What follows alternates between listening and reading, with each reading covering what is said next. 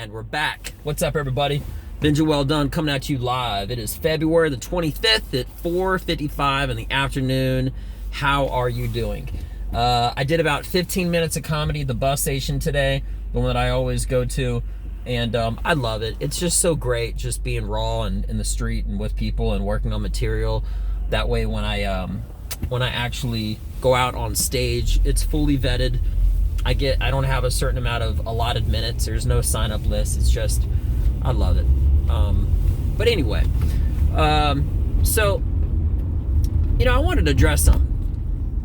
There's a certain psychology to making fun of somebody, like roasting, which is like, it's like there's a part of my style that I do that, but you have to evenly balance it. And what I mean is this: if you make fun of a guy, he might be able to take it, a girl maybe not. So there's like a certain balance that you got to have. And let me just get a little bit more in depth what I'm saying. All right, I had this thing that I was doing for a while and it wasn't working, and I had to figure out the reason. And here's what I'm getting at. If there's a guy and a girl, okay, guys, us socially, we typically make fun of each other and everything, and it is what it is. It's all cool. We don't care. It doesn't matter. It's all good, right? But it's just joking. It's just how guys communicate. We always bust our chops and make fun of each other and stuff. If you say it to a guy in an audience making fun of camera angle changed a little bit. If I were to say a joke about guys and then say something about girls, here's the thing about it. Most couples, most comedy shows, they come as like a couple. It's usually not like four dudes. It's usually like a guy-girl date. That's the dynamic of it. So if I were to make fun of a guy, guys, socially and whatnot, we can laugh at it, right? Because that's just how we roll. The girls, they can laugh at it too because it's not them that's being made fun of. Here's the trick though. If I switch the role and I say something making fun of girls, okay, the girls, they're going to be quiet because that's just not a part of their culture. But generally, they're not going to be able, even in a tasteful way, it's kind of hard for girls to, just socially, to be made fun of, even if it's something it's just completely the truth, that's just 100% fact. And the thing is, out of respect and love, the guys, they also more than likely will not laugh about the joke in reference to women, especially while they're on a date, because that will look poorly on them, and they will hear that on the way back on the car and stuff like that. So, I kind of had a learning lesson today where I kind of realized that fact, because there was something I had been saying about just dating and relationships in general. I feel like this camera keeps slipping every second. About dating and relationships and stuff like that. How, without getting into it, before it's fully revealed and fully tight and ready, how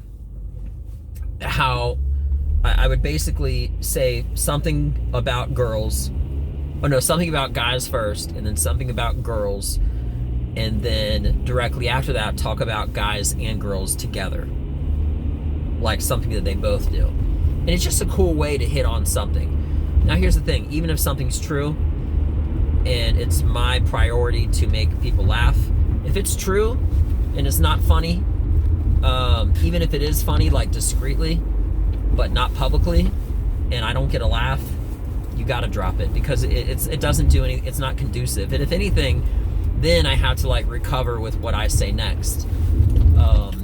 But there's certain circumstances that it always will work. If I talk about someone that's personal to me that I am a friend with, and I'm not saying all women, but if I say all women about something, even if it's true and extremely funny, you have to have the right circumstances to even have that something work. But again, circumstantially, the women aren't going to laugh at themselves unless it's something that doesn't make them look bad. There's a lot of small coincidental things that could always be said, but not not making fun of them. And that's exactly what I was doing. I was talking about some of the things that guys always do relationship-wise when they first start dating. And then some of the things that girls always do. They're just small things, but they don't want to admit it because they know it's true. Again, I'm not getting into it. It doesn't matter. But privately, when it was just an audience of guys, all the guys laughed. And I noticed it when I said it when I was in front of couples. The guys, he sort of looked over like, because he knew it was true, and they're kind of covering their mouths, and the women are like, that is not funny. That is not funny at all. It was hilarious, but anyway, I guess that one will just have to be for me. Aside from that, what else is going on? I got 2 more people on my Instagram, YouTube, and all that other stuff, which is great. And at some point, I'm definitely, I really would like to hear back from the people that are listening to me, because this is a audio version too. Apparently, I have listeners in like Australia, Burleson, which is like a city nearby where I live, New Zealand, England, I mean, all over the world. I had like 400 downloads. Or no, I'm sorry, that's completely incorrect. 200. I don't know. I'm being honest with you. I don't have a clue the reason I said 400. It just kind of slipped out. But I had like 200 listeners last week downloading, so that's all good and everything. But I'd really like to hear back from for some people, and yeah. But if it happens, it happens. If it doesn't, it doesn't. But even the great Bill Burr, he was already a very, very successful comedian before he even started his show. And I know it'll take time. But in the last year or so that I have actually had this channel, it's already grown like 200% as far as listeners, and now even more at the audio version, and now my Instagram, and everything is just Oh, and then also I have this, really happy about it. It's really cool, really. Anyway, I got this cool bumper sticker on the back of my car. I mentioned this one time, and I'll just say it again, where it has like my social media on it, and it has like a microphone and me in a picture, like holding it and stuff. And another guy, as he was walking in the parking lot, he's like, "Hey man, is that you?" I was like, "Yeah, that's me." He just took out his phone, he followed me right on the spot. So it's pretty damn cool. So a lot of good things are happening, and I love the fact that I've already gotten about 15 minutes worth of material.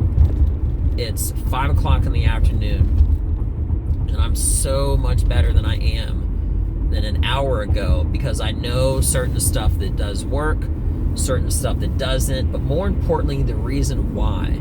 These reasons why these lessons being learned and everything are more valuable, well, they're not more valuable, but they go together, they coincide with the material itself, because I'm not going to be working anymore, and I'm not being too hard and concrete when I'm saying this, but what I'm getting at is I'm not going to spend hours and minutes on working on something to make it perfect when whatever I'm working on is something that dynamically, because of the formula of society and stuff like that, between the male, female, and the dynamic of somebody being in a relationship, they might not be able to laugh or react that they would when they're with their significant other. And now that I've taken that into account, how I want it to be perceived when I'm actually saying certain jokes and comedy and stuff like that, I can actually formulate that with that in consideration, so that it makes both of them laugh.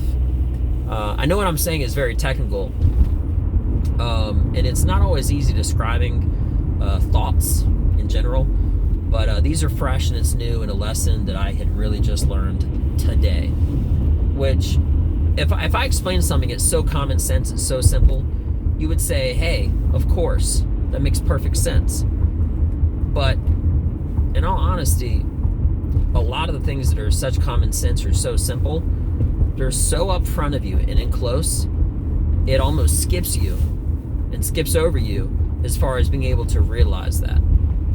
You know, those are like it's like you're too close to something, like a magnifying glass, and you have to back up to get a better view of whatever it is. You know, you're too far forward. I had to pull myself back from the situation and realized, because like last weekend I did a show, it was almost all females, and they didn't think it was funny. And then I did some street comedy at the bus station with nothing but dudes, and then with guy and girl. And I realized through that dynamic that really important lesson. So it's all good. It's a good lesson. And I'm going to use it and apply it from now on. So now I know exactly, not just necessarily who I can say, but how I can say it, and so forth and so on. I don't want to bore you too much, but this is a comedy YouTube channel, podcast show, and everything. Yeah, so again, I was talking to this guy at a Sears, and I realized talking with him, because again, it was just him, and I was saying jokes and everything. Like, here's the thing. If you go out with your boys, you act a certain way, you have a certain energy, a certain freedom that you don't have when you are with your girlfriend, wife, or whatever it may be. And the reason why is because you acting immature with your friends or something like that doesn't reflect poorly on her, on your girl. I mean, essentially is what I'm getting at, right? And it's no different if a girl goes out with a group of girls. They have a certain energy. They can, endorphins are flying and stuff like that. They can really just like geek out and have fun. Girls being girls, But when a couple is together, almost always there's a little bit more of a conservative feel. And the reason why is because the guy socially doesn't want to make the girl look bad, right? And more than likely the girl won't want to do something out of line or something crazy to make the guy look bad, no matter what the circumstance. And that's out of respect. The thing is, when you're trying to make somebody laugh, I don't want to make either of them feel bad, right? So that's kind of the lesson learned. But there's still certain ways of making people laugh without isolating them and making them singled out. So that's kind of the ongoing challenge. But I always like kind of poking fun at everybody stylistically, and the easiest one to make fun of without a comparison and without any issue is myself. Because whenever I talk to myself, they can enjoy the laugh, they can enjoy the circumstance and everything else, but it doesn't affect them personally, because I'm not saying all women or all guys or something like that. And typically I'm not telling you anything you don't know, but I'll say it anyway. Anytime someone ever says all this or all that or always, that's an exaggeration. But when people get offended, because they will always take your sarcasm as literal, and they'll saying, I don't always do that, or it's not all women, it's most women or most guys, or whatever the case. I can tell you this much: most guys, when you first start dating, you know what, I almost revealed a little that I don't want to reveal, just because I almost actually said the new material that I found out today as a result of this. I figured out a different way of saying something better for guys and for girls that they can both laugh at together. So until next time, I'm trying to keep these videos around 10 minutes, because I know people got more important stuff to do, but I love to hear back from people, just be able to experience my journey doing comedy and whatnot in a nutshell. So I hope you liked this video. Keep watching, got more stuff to come out, and I got a lot of pending good news that I'm working on. So as I succeed, you succeed, we succeed. So everybody just have a great rest of your day. Thank you for your time. I'm Benja Well Done. Check me out. Peace.